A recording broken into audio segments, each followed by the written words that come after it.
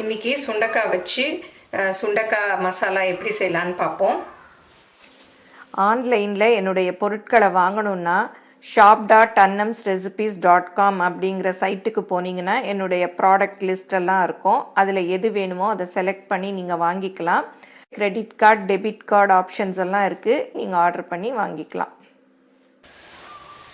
சுண்டக்காய் வந்து இந்த மாதிரி கொத்து கொத்தாக காய்க்கும் இல்லையா, இதில் இந்த காம்பெல்லாம் எடுத்துடணும். காம்பு எடுத்துட்டு இந்த மாதிரி நறுக்கி வச்சுக்கணும். பெருசாக இருந்தால் 4ஆக நறுக்கிக்கலாம், சின்னதாக இருந்தால் 2ஆக நறுக்கிக்கலாம். சுண்டைக்காயை எப்போவும் நறுக்குனதும் தண்ணியில் போட்டு வச்சுக்கணும், இல்லாட்டா வந்து அது கருத்து போயிடும். அயன் கண்டென்ட் உள்ளது சுண்டைக்காய் வந்து ரொம்ப நல்லது, இரும்பு சத்து அதில் அதிகமாக இருக்குது. அனீமியா உள்ளவங்கெல்லாம் இதை அடிக்கடி வாங்கி சாப்பிட்டீங்கன்னா அயன் லெவல் கூடும். பாருங்கள், இந்த மாதிரி இந்த காம்பை எடுத்துடணும். எடுத்துட்டு இதை வந்து இந்த மாதிரி கட் பண்ணிக்கணும். இந்த மசாலுக்கு வந்து கடலைப்பருப்பு போட போகிறேன். அந்த கடலைப்பருப்பை வந்து ஒரு 10-15 நிமிஷம் ஊற வச்சுருக்கேன். இதை வந்து ஒரு பாதி அளவு குக் பண்ணிக்கணும். இப்போ இந்த பேனில் வந்து கடலைப்பருப்பை போட்டுடலாம். இது நல்லா ஊறி இருக்கு, கொஞ்சம் வெந்தால் போதும். அதனால் அது வேகிற அளவுக்கு தண்ணி ஊற்றிக்கங்க போதும். இந்த கடலைப்பருப்புக்கு மாத்திரம் தேவையான உப்பு போட்டுட்டு அப்படியே மூடி வச்சிடலாம். இப்போ திறந்து பார்க்கலாம். பாருங்கள், கடலைப்பருப்பு நல்லா வெந்துருச்சு. ரொம்ப குழைய வேக வேண்டாம், நம்ம சுண்டைக்காயோடையும் போட்டு வேக வைக்க போகிறோம்.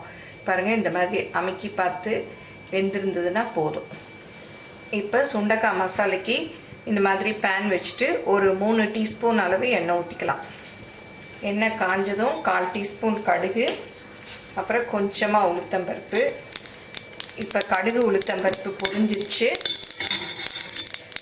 இந்த நறுக்கி வச்சுருக்க பூண்டு பல் போட்டுக்கலாம். அப்புறம் கருவேப்பிலை கொஞ்சம், அப்புறம் சின்ன வெங்காயம் நறுக்கி வச்சுருக்கீங்க, அதையும் போட்டுக்கலாம். இப்போ நறுக்கி தண்ணிக்குள்ளே போட்டு வச்சுருக்கேன், அந்த சுண்டைக்காயும் எடுத்து போட்டுக்கலாம்.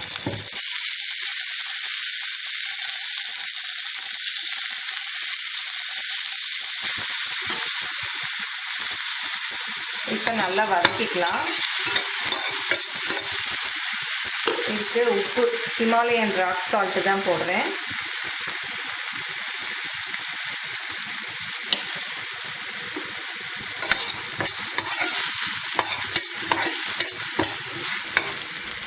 அப்புறம் தக்காளி கொஞ்சமாக நறுக்கி வச்சுருக்கேன், பொடி பொடியாக ஒரு பாதி தக்காளி போதும், அதையும் போட்டுக்கலாம். இதில் கொஞ்சம் மஞ்சள் பொடி. நீங்கள் உப்பு மாத்திரம் பார்த்து போட்டுக்கணும், ஏன்னா நம்ம கடலைப்பருப்புலேயும் உப்பு போட்டிருக்கோம். அப்புறம் மசாலா மிளகாய் பொடி. இதில் வந்து நான் சோம்பு சீரகமெல்லாம் மிளகாயோடு சேர்த்து அரைச்சிருக்கேன். அந்த பொடி தான் வந்து நான் ஒரு 2 ஸ்பூன் அளவு போட்டுக்கிறேன். அப்படி இல்லாதவங்க மிளகா, சோம்பு, சீரகம் எல்லாம் அரைச்சி போட்டுக்கலாம். இல்லை நீங்கள் சாம்பார் பொடி வச்சுருந்தீங்கனாலும் போட்டுக்கலாம். ஏன்னா அந்த சோம்பு சீரகம் ஃப்ளேவர் இருந்தால் மசாலா கொஞ்சம் நல்லா இருக்கும். நான் இந்த மசாலா மிளகாய் பொடி எப்படி அரைக்கிறதுங்கிறது கூட வீடியோ போட்டிருக்கேன், அதோட லிங்க்கு கீழே டிஸ்கிரிப்ஷனில் கொடுக்குறேன், பார்த்துக்கங்க. இதை அப்படியே நல்லா மிக்ஸ் பண்ணி விட்டுட்டு வேக வச்சு வச்சுருக்கோம் இல்லையா கடலைப்பருப்பு, அதையும் அப்படியே போட்டுடலாம். இதை நல்லா மிக்ஸ் பண்ணி விட்டுறணும்.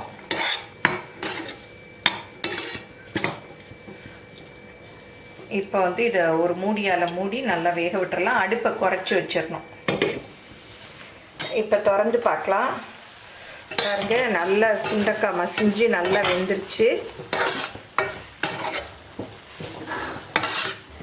இந்த அளவு கிரேவியோடு வேணும்னா இப்படி எடுத்துக்கலாம்.